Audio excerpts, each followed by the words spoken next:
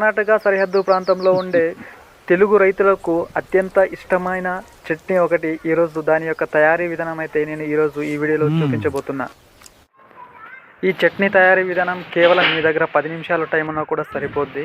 ముందుగా వచ్చేసి మనకు కావాల్సింది ఒక 10 పచ్చిమిరపకాయలు, అలాగే ఒక ఫ్రెష్ తాజా 2 టమోటాలు, అలాగే మరియు ఒక పావు కిలో వేరుశనగలు ఉంటే సరిపోతుంది. జస్ట్ మీ దగ్గర ఒక 10 మినిట్స్ టైం ఉన్నా కూడా చాలు. మీరు రైస్లో కానీ లేకపోతే చపాతీలో కానీ రొట్టెలోకి దీనికంటే అత్యద్భుతమైన చట్నీ అయితే మరొకటి లేదు. మా సైడ్ అంటే కర్ణాటక సరిహద్దు ప్రాంతంలోని ప్రజలంతా, తెలుగు ప్రజలంతా, రైతులు చాలా ఇష్టపడే చట్నీ ఇది. ఈరోజు దాని గురించి తయారీ విధానం అయితే తెలుసుకుందాం. ముందుగా వచ్చేసి మనం పావు కిలో వేరుశనగలు అయితే ఉంటాయి కదా, పావు కిలో వేరుశనగల్ని పెనంపై వేసుకున్న తర్వాత ఒక 5 మినిట్స్ అలా వదిలేయాలి. అలా 5 మినిట్స్ వదిలేసిన తర్వాత అవి లైట్గా దూరగా అవుతాయి అన్నమాట. సో అప్పుడైతే మనం వాటిని తీసేసుకోవాలి.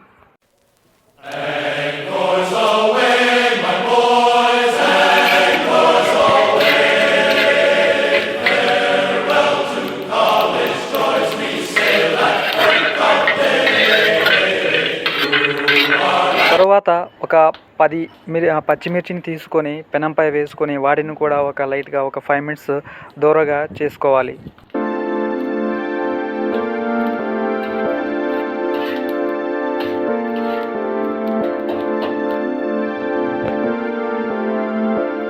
తర్వాత 2 టమాటాలను తీసుకొని ఒక్కొక్క దాన్ని 2 భాగాలుగా కట్ చేసుకొని వాటిని కూడా పెనం పైన వేసి లైట్గా దూరగా ఒక 5 మినిట్స్ వేయించిన తర్వాత తీసివేయాలి.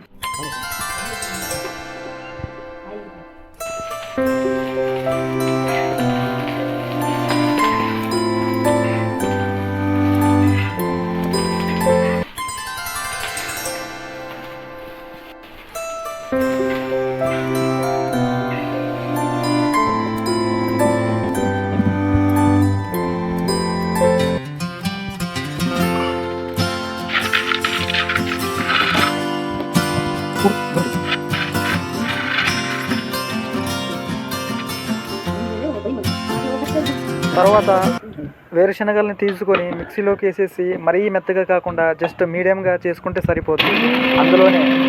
దీంట్లోనే మన ఏదైతే ఉందో వేరుశనగ పొడి ఏదైతే ఉందో అందులోనే టమోటో అలాగే పచ్చిమిర్చి వేసేసి మిక్సర్లోకి వేసేసి మళ్ళీ గ్రైండ్, మరీ మెత్త కాకుండా మీడియంగా చేసుకోవాలి. కొంచెం మనకు పొడిగా అనిపిస్తుంది అనమాట. సో అలాంటప్పుడు ఏం చేయాలంటే కొంచెం లైట్గా వాటర్ పోసేసుకుంటే సరిపోద్ది అనమాట.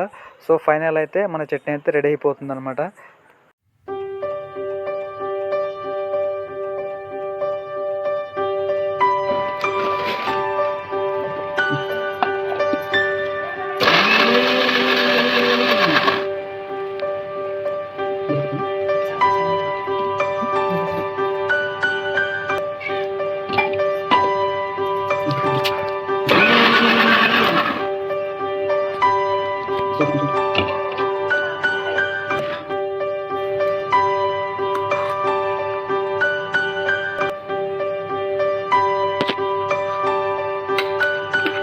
సో ఫైనల్ అయితే చట్నీ అయితే రెడీ అయిపోయింది. ఇంకా ఏం లేదు, ఇంకా వేడి అన్నంలో తీసుకొని ఇందులో ఏం అవసరం లేదు, పప్పు గిట్ట ఏం అవసరం లేదు, నెయ్యి ఉంటే ఇంకా మరీ మంచి టేస్ట్గా ఉంటుంది. సో చూశారు కదా ఎలా ఉందో. మీరు ఎప్పుడైనా టేస్ట్ చేసి ఉంటే కింద తప్పకుండా కామెంట్ చేయండి.